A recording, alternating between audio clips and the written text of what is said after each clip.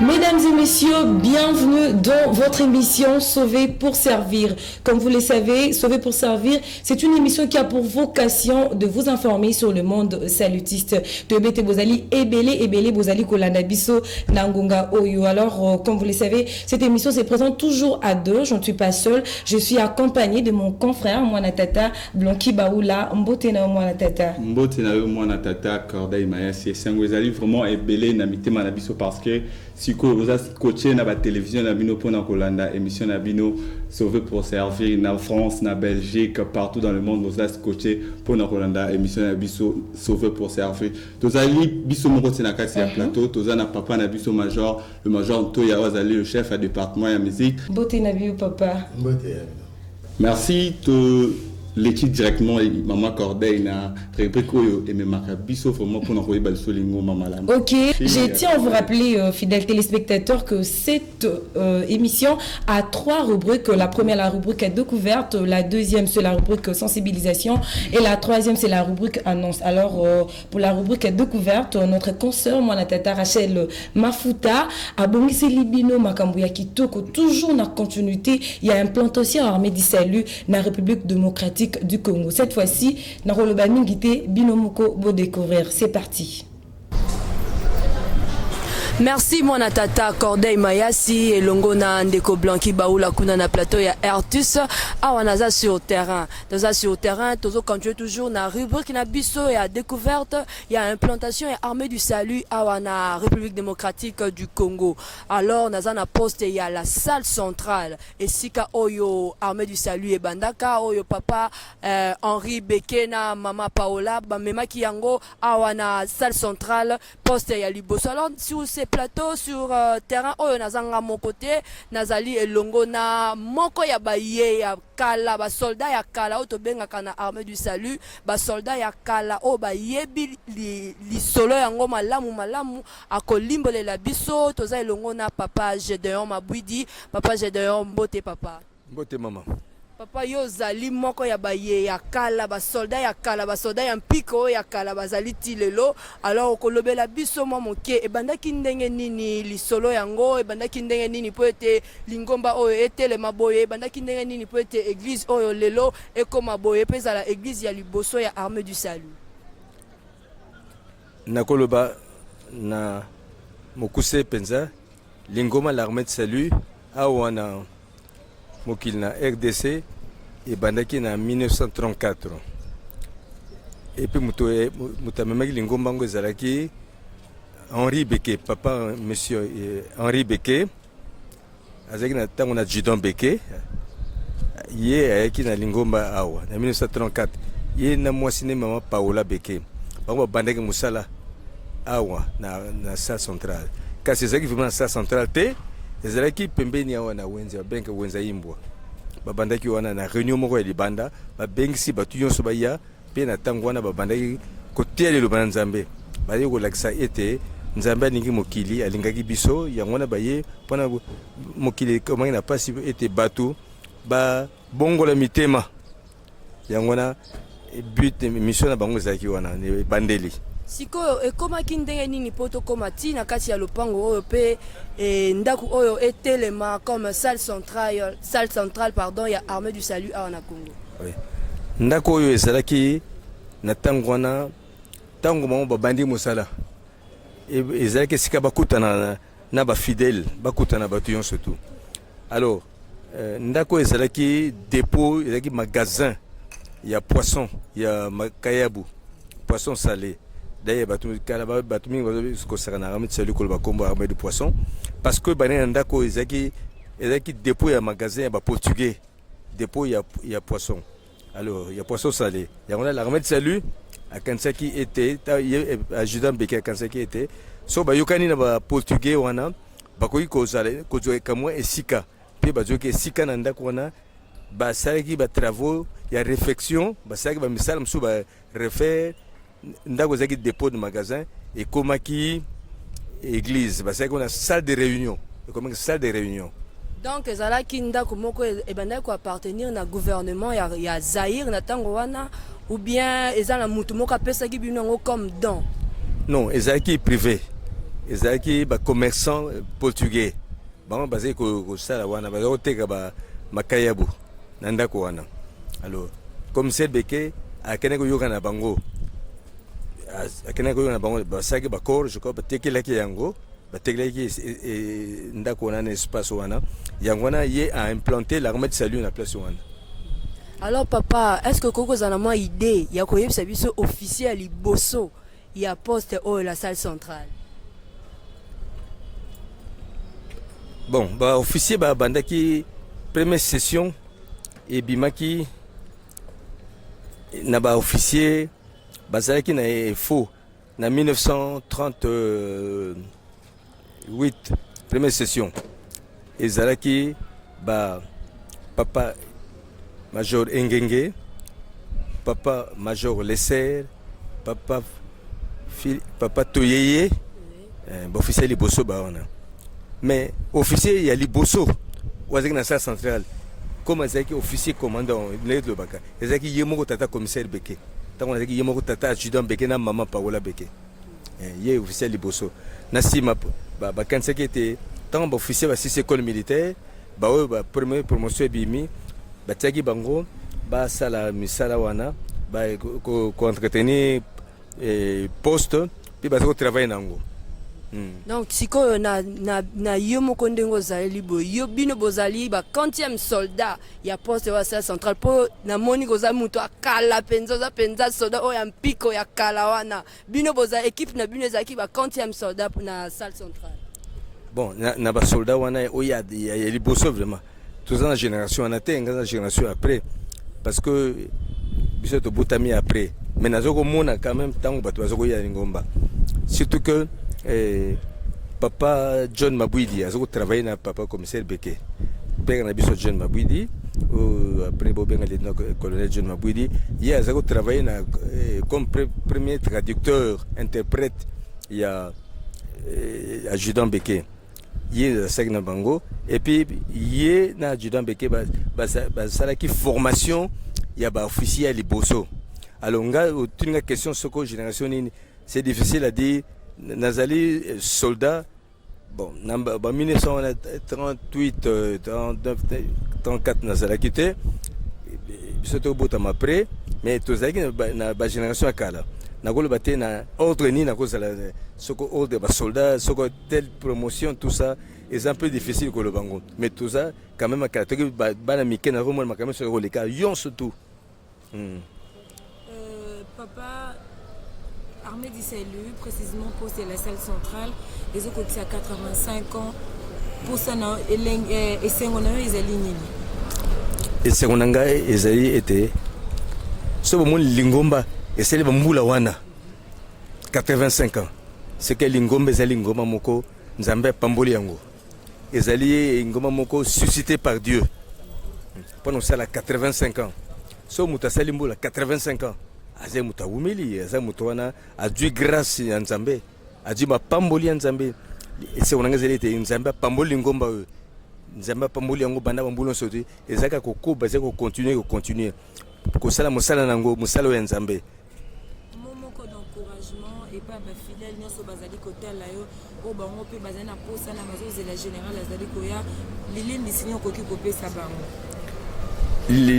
oyo nakoyebisa o bazali ko suivre biso bato bazali kolanda biso soko basalutisme tokangama na lingomba na biso tokangama na lingomba na biso lingomba oyo lokano lobaki ezali epambwami na nzambe ezali lingomba epambwami mpe tokangama na yango kata lingomba mpe bato oyo bazali lingomba te bakoki koya kosanga na biso mpe bakozala desu te bakomona esengo kozala kati ya lingomba ya l'armée du salut ezali lingomba ezali makambo ebele misala ebele soki totali baœuvre ya l'armée salut eza ebele na mokili oyo na kosita yango te mais oyo bato bakoya na biso soko basalutise bacontinue bakangama na lingomba yango bongo mpe bato ya libanda bakoya bakosaka na biso tokende liboso tokende ti année ezalaka 85 ans te toleka tokoba na centenaire tokende plus loin tocontinue. Remerciement na bino transmettre yango epai yani bon remerciement na transmettre yango na bino bato ya radio-télévision universitaire salutiste na tondi bino mingi pona bo s'intéresser na nga bo yibisinga ezali pe exemple malamu parce que ba jeune mingi ba kansakande lingombe bandika kandenge wana te lingombe bandakala pe bongi bato o bayebi kamwa lisola lingomba ba le bango devant l'opinion ya mboka na biso devant batuyon surtout yango pe na tondi bino pona yango eza malamu ko kundola o ezaki kala pe ko yebana na bato. Merci. Merci beaucoup, merci chers téléspectateurs. Tout comme Nabiso na suka ya découverte Nabiso. Alors je rends la parole na bateau bazan na plateau bandekoba na tata bazan na plateau Cordeille pe Blanqui Baoula. Je vous rends la parole. Merci. Merci Nanyo, moi la tata Rachel Mafuta to ebe tezali moto makasi vraiment qu'on a la terrain mais nzamba pambola yo pour na nyonso zali ko sala toujours pour na ko sepelisa ba téléspectateurs na biso bazali ko landa biso na ngonga oyo moi na tata Blanqui Baoula. Vraiment nayebi ki baza toujours rebelle pe ba reconstruire ko sala toujours rebelle pour na kolanda rubrique mais maman Cordeille to comme une rubrique moko très important. Très important vraiment ezali moment o tozwa kapena oyo nzamba bongisi libiso à travers ba sel nae oyi moko a pona ba pakola ba mo pakola moi mafuta wana. Vraiment maman Cordeille to ali ko kota sous na dimension parce que moi na nzamba ko bikaka kanali pa ya koliate kasina ma. Ya on zali ko le kana rubrique na biso oyo tozala kanango ya mi balezali rubrique exhortation na major Toto. Suivez. Na poko na lelo to lingi kolobela likambo moko na motuya penza sur le salut. To yebike le salut ezali likambo ezali communautaire ezali ya bato ebele kasi yeso zala ko sala makambo pona salut personnel, salut individuel. Bongo to lingi kolobela lilobana lelo to kotanga na Jean 11 le verset 35. Kaka verset moko wana ezali kolobana biso Jésus pleura. Yesu alelaki. Verset Oyozali, verset Mokuse Penza, c'est le verset le plus court de toute la Bible. Il s'agit de la résurrection miraculeuse de Lazare par notre Seigneur Jésus-Christ. Cette réalité insolite et surnaturelle s'est produite à Béthanie, ville située à 2 km de Jérusalem où habitaient Marthe, Marie et Lazare, que Jésus aimait beaucoup. Devant la tombe, et pour compatir avec la famille éprouvée dans sa nature humaine, Jésus pleura. Tel est notre sujet de ce soir. Et pourquoi Jésus avait pleuré? Quelle fut la signification profonde de ces pleurs de Jésus? Pour quel objectif pressant ou opérationnel Jésus pleura-t-il? Nous voulons décrire ici 5 recommandations de Jésus dans ces passages qui ont abouti au dénouement heureux du défunt Lazare, ramené à la vie, à savoir, où l'avez-vous mis? Au verset 34e. Enlevez la pierre, au verset 39e. Lazare, sors de là, au verset 43e. Déliez-les et laissez-les aller, au verset 44e. Où l'avez-vous mis? Où? Cette allocution adverbiale exprime l'endroit, les lieux, l'emplacement ou le positionnement. En sa qualité divine, Jésus savait toutes choses, voire même l'endroit où Lazare était enterré. Mais il a dû poser cette question précise à la famille éprouvée afin de veiller leur curiosité notoire, d'encourager la foi de ses disciples et de susciter la coopération des convictions auprès des témoins qui ont assisté à cet événement insolite. Car les proches du défunt avaient un désir sincère de voir Jésus intervenir devant la tombe. Par contre, 3 doutes méthodiques se sont insinués dans la famille éprouvée. Avant d'exécuter l'ordre magistral de Jésus, à noter la maladie accentuée de Lazare à l'absence de Jésus, qui nécessitait une intervention rapide et thérapeutique du Seigneur. Au verset 3e, il est dit, les sœurs de Lazare envoyèrent dire à Jésus, « Seigneur, voici, celui que tu aimes est malade. » Cette famille avait un souci, celui de pouvoir guérir leur frère. Et le deuxième problème, c'était le voyage tardif de Jésus. Jésus ayant appris cela, il a encore tardé 2 jours après. Et après, il est allé à Béthanie. C'était 4 jours après l'enterrement du défunt Lazare. Et les disciples commençaient encore à avoir des doutes. Au verset 8e, c'est indiqué comme suite: Maître, il y a très peu de temps, on cherchait à te tuer à coups de pierre là-bas, et tu veux y retourner. Les disciples avaient la crainte. Et il y avait aussi le troisième problème, la douleur de séparation de la famille éprouvée par l'inhumation de Lazare a poussé Marthe de s'exprimer à Jésus en ces termes.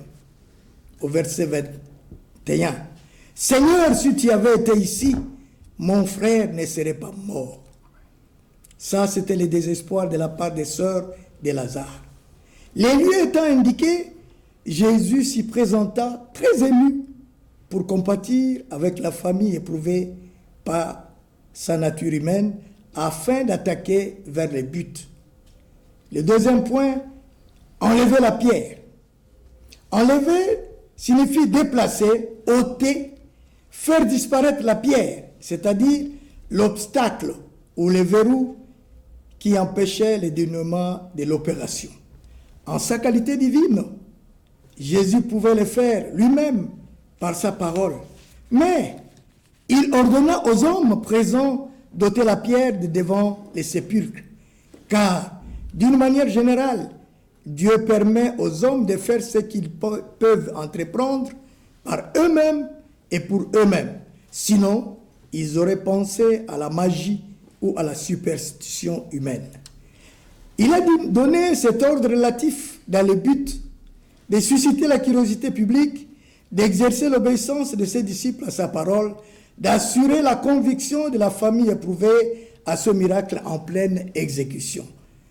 C'est formidable, car l'auditoire s'attendait à un événement particulier.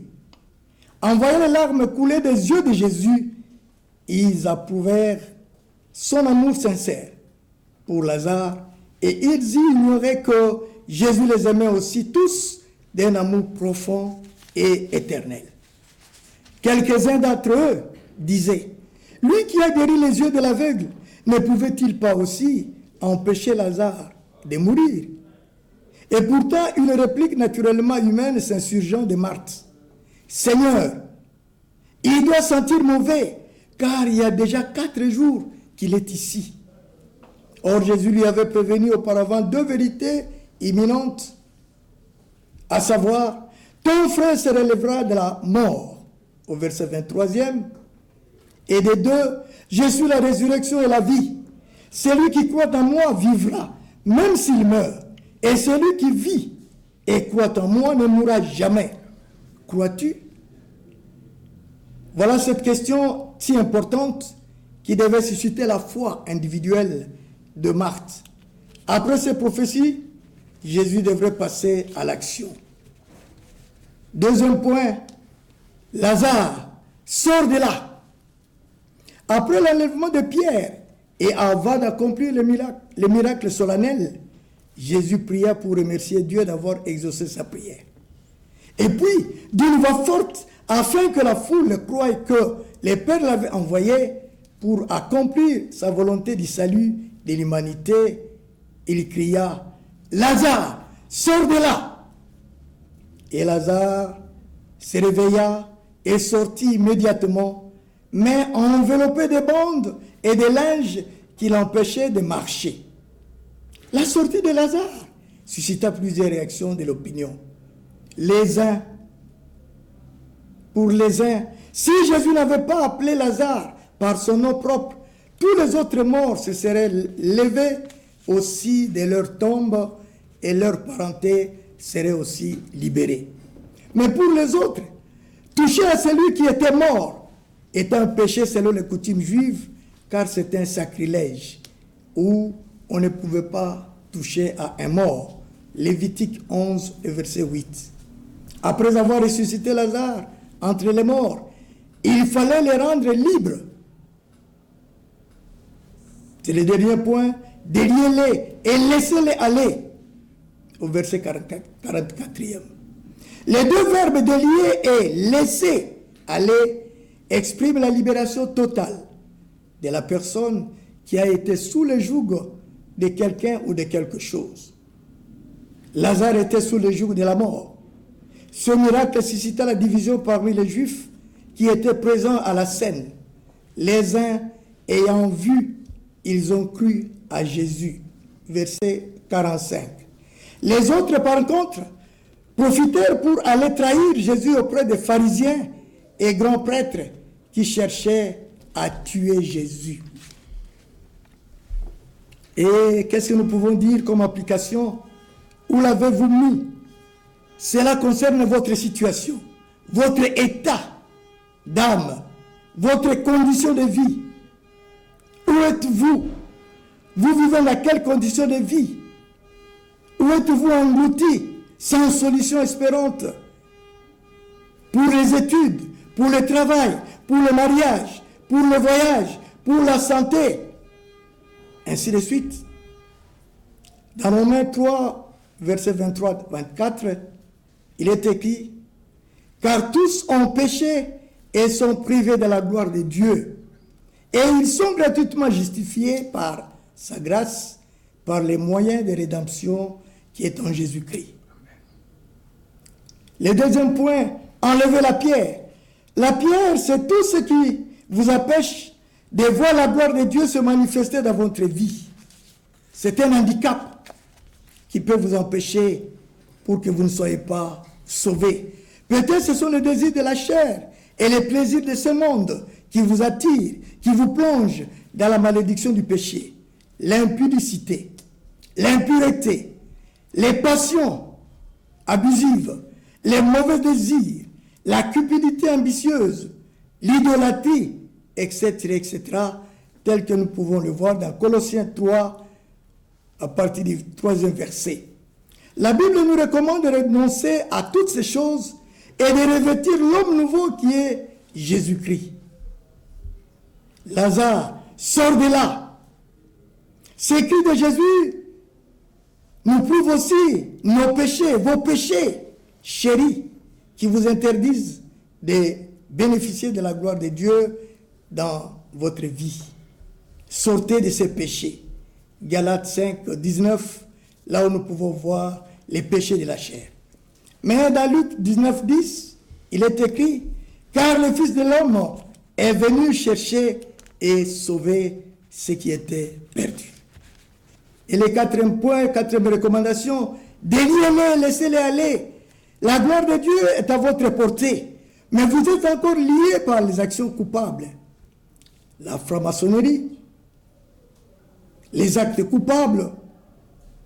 Et dans Romains 1, 22, il est écrit: se vantant d'être sages, ils sont devenus fous, et ils ont changé la gloire de Dieu incorruptible en image présentant l'homme compatible, des oiseaux, des quadrupèdes et des reptiles. Ainsi, chers frères et sœurs, Jésus a pleuré pour Lazare parce qu'il était mort. Et si nous regardons encore dans la Bible, Jésus avait pleuré sur Jérusalem quand il est entré comme roi. Et sur la croix Golgotha, Jésus aussi avait pleuré. Aujourd'hui, Jésus continue à pleurer pour toi. Jésus continue à pleurer, oui, il continue à pleurer parce qu'il voudrait que vous veniez recevoir le salut. Il voudrait que vous puissiez changer votre façon de vivre. Les pleurs de Jésus sont les visas de la gloire de Dieu et aussi pour toi. Il suffit simplement de croire en lui, car Jésus est la résurrection et la vie, à la fois pour ceux qui meurent et qui vivent en foi pour lui. Aujourd'hui, Jésus continue à pleurer. Il voudrait que vous soyez sauvés pour qu'il cesse de pleurer afin que vous puissiez goûter les royaumes des cieux. Que Dieu nous bénisse tous et que nous puissions obtenir le salut en Jésus-Christ. Amen. Amen. Vraiment. C'était vraiment édifiant, vraiment touchant. Très édifiant. nazui eloko ya motuya ya Makasi. très important na mateya ya papa Katoto. Vraiment, surtout place à Banalo Baki, Jésus plaira. Est-ce que tous allez coller l'isaka kaye sur nakati mité manabiso lelo vraiment nanazu quelque chose il y a très important nakati. Très important. Alors aurait Blanqui Baoula 85 ans. Ça c'est fait. Ça s'est fait. Ouais. Il faut faire moko yamunene, quelque chose de grandiose parce que oyebi kobanda na lingomba na 1934 pour kokoma nango lelo et que ça 85 ans non bandeko ezo il faut faire moko yamunene. Bible lobby bato bakoma kana ba 70 ans 85 ans ça bato bazali ba robuste. Donc ngane nazali comme une église na biso armée les armes église mais encore les armes il y a makasi parce que 85 ans et c'est séparé de Zaka inu par les arbres et l'eau comme Ramalam. Chers téléspectateurs, en parlant toujours de 85 ans de l'armée du salut en République démocratique du Congo, je vous propose de suivre les spots publicitaires qui ont été tournés par notre confrère Mwanatata Ray Dibonsa. Suivez. Vive 85 ans de l'armée du salut en RDC. Événement, événement, événement. À l'occasion des festivités marquant le 85e anniversaire de l'implantation de l'armée du salut en République démocratique du Congo et de la première visite pastorale du nouveau chef mondial de l'armée du salut, le général Brian Peedle, le quartier général territorial convie tous les salutistes, amis salutistes, les chrétiens de différentes confessions religieuses à prendre part aux grandes journées de célébration, d'adoration, de communion et de prière qu'il organise du 10 au 14 octobre à Lubumbashi et du 17 au 20 octobre à Kinshasa. Au programme, rallye des mamans, rallye d'hommes, des festivals pour la jeunesse, causeries et réflexions. Venez très nombreux glorifier le Seigneur pour cette grâce qu'il a fait à son Église. Cordial bienvenue à tous.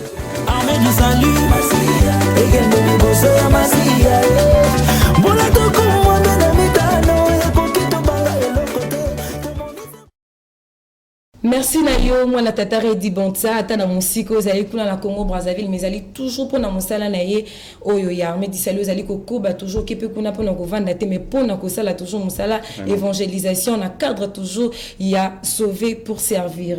Alors moi na tata Blanqui Baoula tozali na papa major Antoya oyo ali ko lobela biso ko limbolela biso musique salutiste na République démocratique du Congo poete bande ko na biso bozali ko landa biso tozali ko rappeler que tozali ko fêter 85 ans église na biso bandaki depuis 1934 pe lelo le 14 octobre et kokokisa 85 ans ezali eloko moko ya mukiete eloko moko ya munene.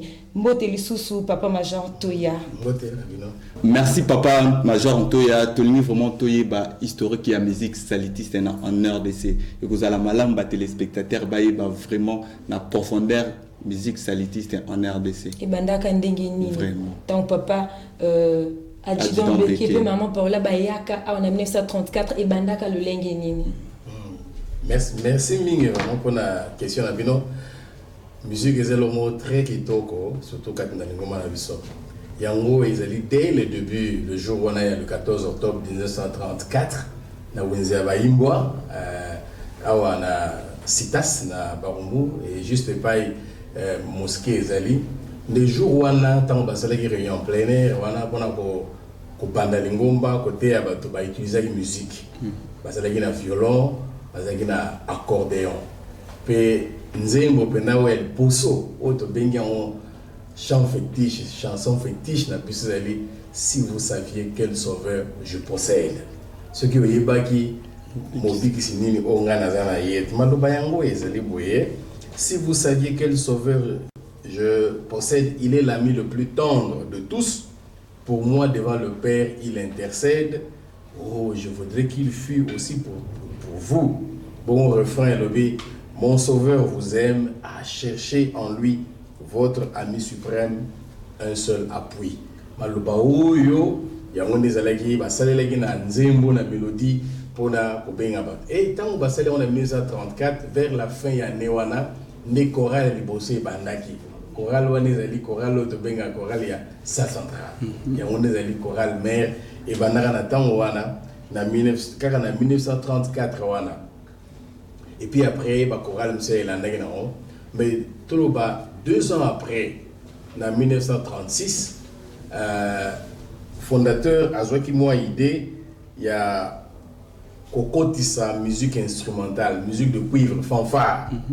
Alors idée wana zalaki na yango et que se concrétiser na vraiment un peu après, je crois 2 ans après en 1936, mais tant idée wana zalaki na ye 4 ans plus tard ayo ko soit don ya ba instrument de ba bandi fanfare. Il y a Liboso, fanfare et la salle centrale. Donc, bandaki choral Liboso, choral et la salle centrale, na 34, vers la fin 34, bon, fanfare et la salle centrale, et bandaki 2 ans après, donc 4 ans après, Tolo Bakaka, bon, et Kosalama.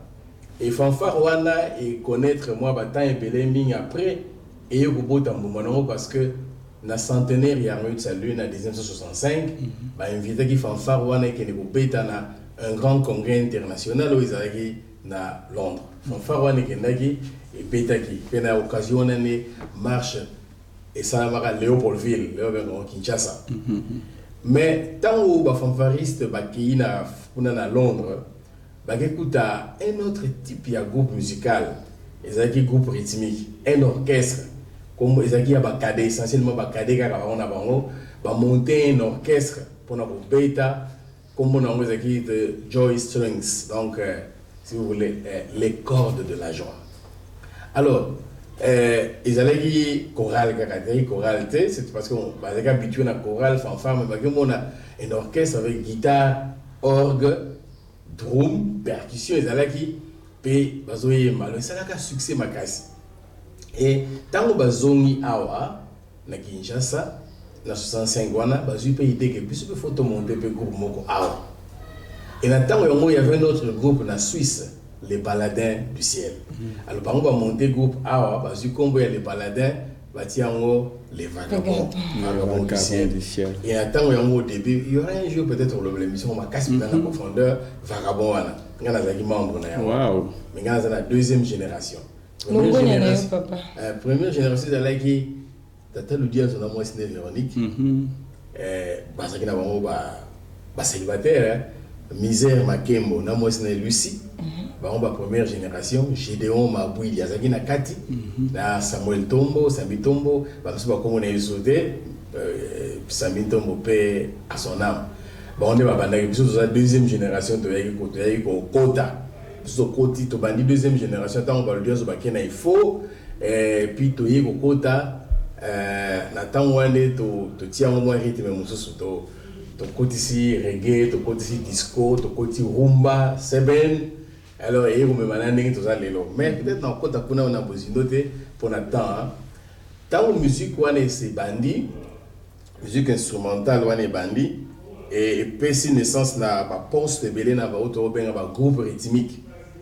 Alors, Armée du Salut, tout ça la musique, tout ça la chorale, musique vocale, ils allaient na rôle tout ça na type misato, tout ça la chorale mixte où il y a les hommes et les femmes, parce que yemba soprano alto ténor basse. Tout ça paye na chorale, il y a type de chœur d'homme où il n'y a que des hommes et puis chorale type chœur de dame, on peut bien un chœur de fille. Mais la vraie appellation, le vrai terme, c'est chœur de dame. Alors, il y a 3 genres, 3 types, il y a vocal, mais on a qui peine à groupe Moussoussou et disparaître. Par exemple, quand on a côté dans Armée de Salut en 1971, 71, il y a un groupe, il y a des guitaristes, ils ont essentiellement des filles, des femmes, des dames, ils ont la guitare. C'est à partir du groupe où on a la guitare. Tout ça qui est groupe en haut malheureusement et bunga. Tout ça qui est un groupe il y a des flûtistes. Groupe il y a un pays il y a des flûtistes et bunga. Il y avait un groupe très fameux là à Kinsuka. Le lot avait un poste en Galema. Mais lui qui c'était Kinsuka très fameux. Mais le lot groupe en bunga. D'attendre trop qu'il y a un camp de jeunesse. C'est là où on apprenait la flûte. Quand on a la flûte on va et on peut côté ça on a la solfège, la écriture musicale. Tout un groupe Moussoussou qui fait vraiment un succès aujourd'hui, c'est un groupe à percussion de Bengi tambourinaire.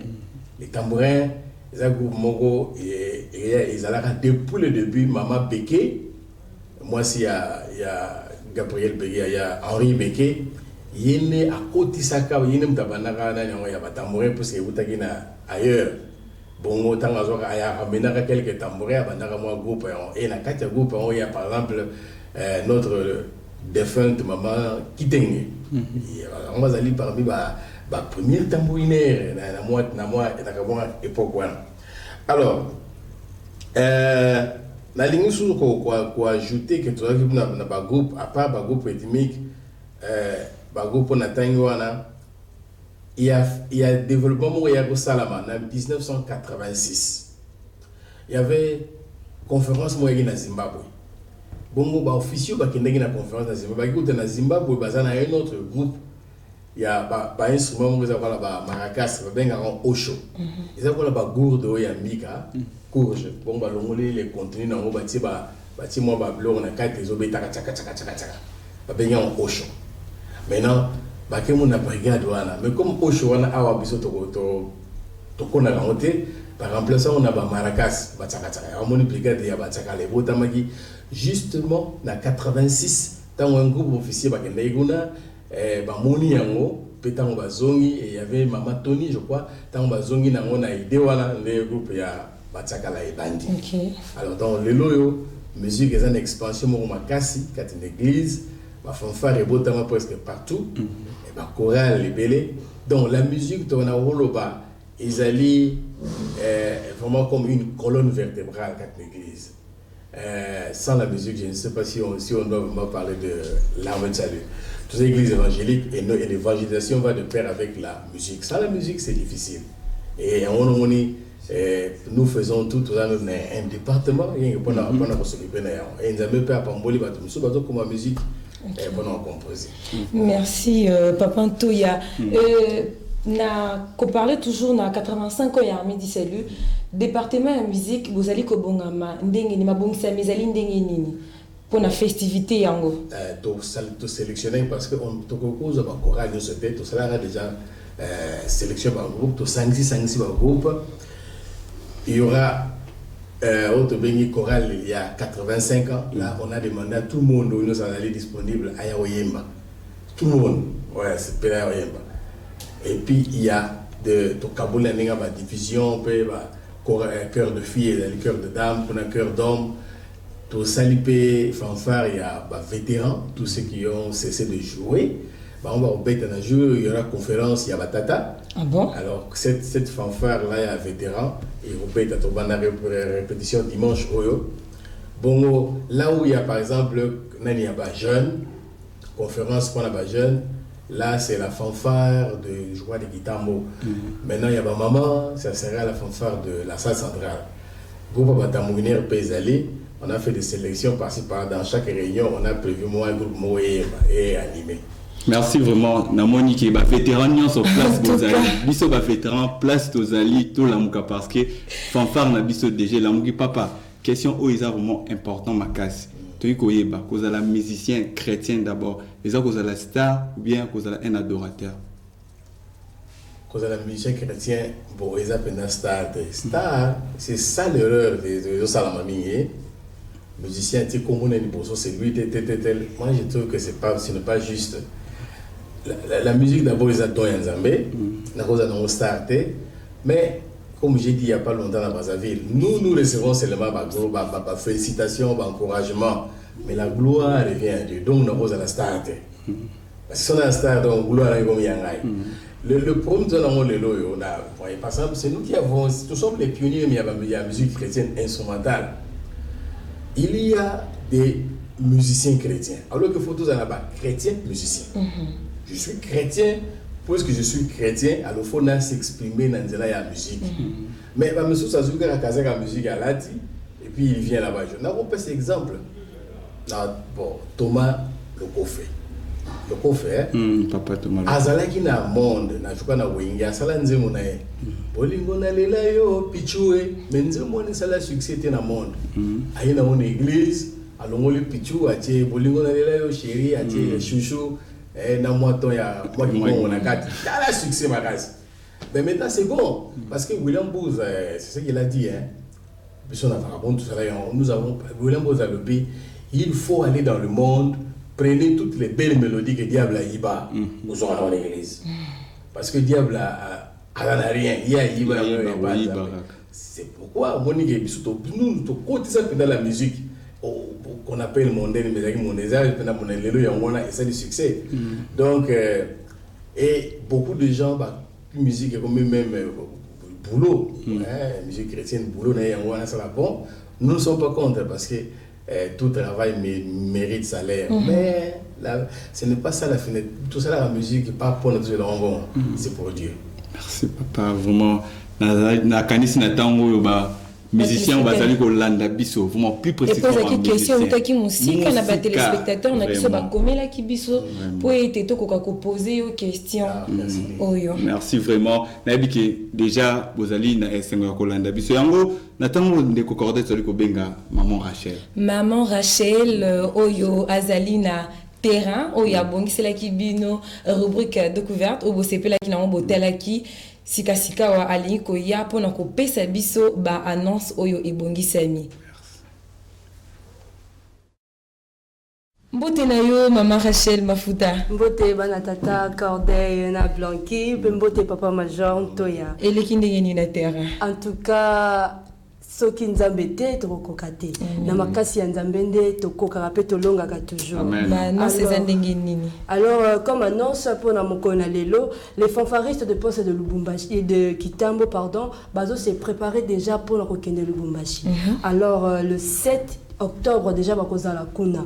Pe général akokoma kuna mokolo ya du 10 au 13 akoza la kuna na Lubumbashi. Yango ezali comme annonce d'abord pona ya Lubumbashi. To sengami na ba jeune nyonso papa maman nyonso pona mokolo ya le 12 octobre toza na marche de santé évangélique. Wana en tout cas ndeko kozanga te la grandeur et lokoyo marche de santé évangélique.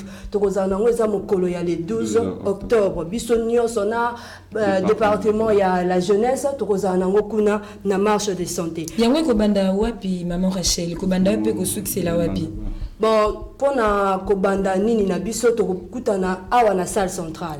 Biso nyonso tokokutana na la salle centrale, ba jeune nyonso boya na salle centrale. Même atande ko azala pembeni na bino wana.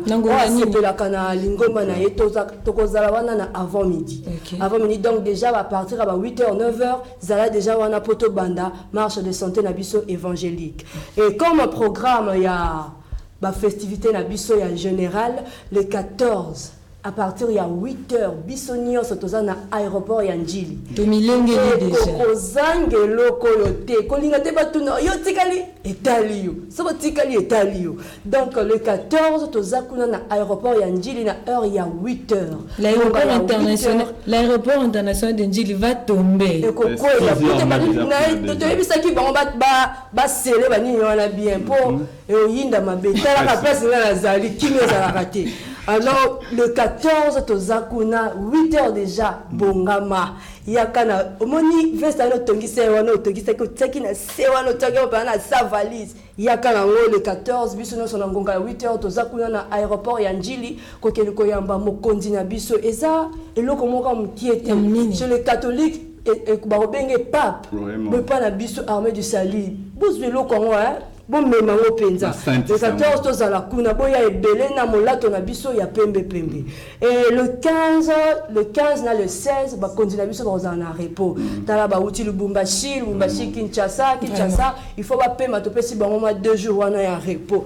Jeudi le 17 makambo bandi makambo onde e bandi le 17 tozali awa biso nyonso na sala Zorobabel awa boya ebele déjà 14h nga 12h déjà na zana yo kanga place na kangisi na kiti na ngai na kangisa ki na kiti na ngai donc déjà 12h na za apo donc 15h ebeta etali yo tele malibanda ndeko yaka avant mokolo ya jeudi eza ouverture ya komona ndenge babende na biso ko pepa munu l'armée ifila sans effet ko pepa ya kotala ndenge babende na biso ko pepa pe ya kotala ndenge ba culture na biso ba différentes cultures na biso ndenge to binaka ya kotala ba Swahili ba Congo ba Ngala ba Luba ndenge ba binaka na mokolo wana ya jeudi le 17 pendant mokolo ya vendredi le 18 à 8h, tous en conseil à officier. Papa n'a vu ce officier, papa major. Je sais que vous êtes déjà au courant là-haut.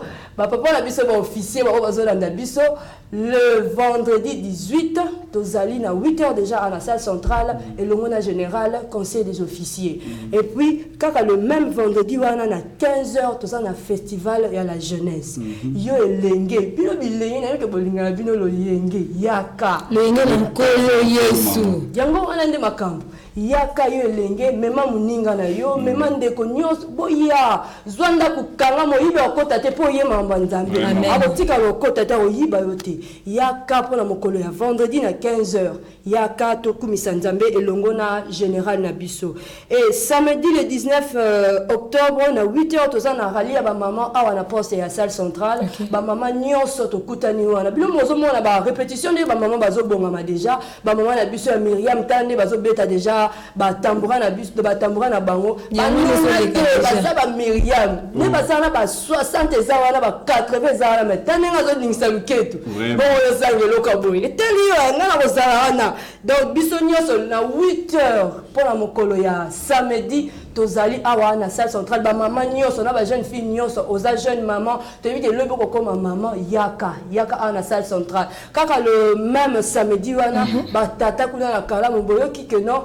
ba vétéran ba o ba lemba wana ya mona ba ya ko pona ba kuna na kalamu ba kozala kuna elongo na général alors esengami na salutiste nyonso o eza obligation esengami na biso ko somba liputa pona mokolo ya samedi bakozwango wapi maman Rachel liputa wana bakozwango na kije na quartier général territorial na colonel Beyawi bokozwango wana eza na prix moko abordable maputa ngo kitoko soki biso so to lati yango na ebite lo le fond ngo mwande mbule bando beta pona mokolo ya dimanche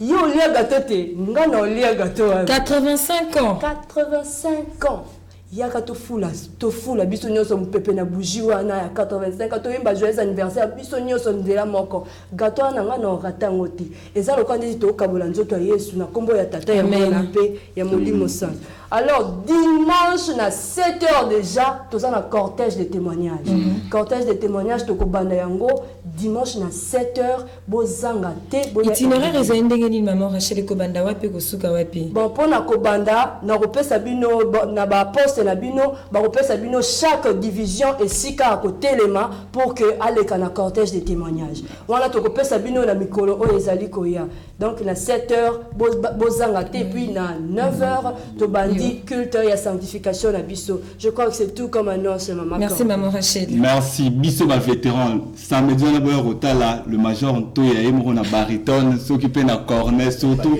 na baguette le major Mabouidi le major di banza na instrument le major Yafu na instrument. Il m'a papa major Ntoya ce qu'on peut ça moi ya sensibilisation pour na 85 ans puis momoko ya muke pour na émission na mwangonga moko muke parce que to comme na suka. Merci mi pour na 85 ans.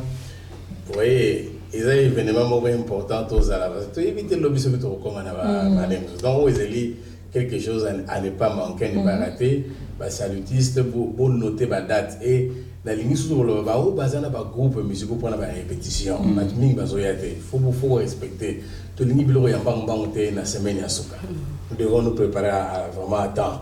Bon ya wana bisika nyonso ba bomoni horaire ezali kozanga te kene na répétition. Pour l'émission Sauver pour servir, félicitations. Merci papa. Oui, c'est l'île où il y a un ça. Très bien. C'est bien réfléchi, bien pensé, bien monté, bien structuré. Puis je pense qu'il y a une musique. Merci, amen. Nous avons vraiment appris l'émission. Et puis, il y a une audience, dans la tant que là-bas.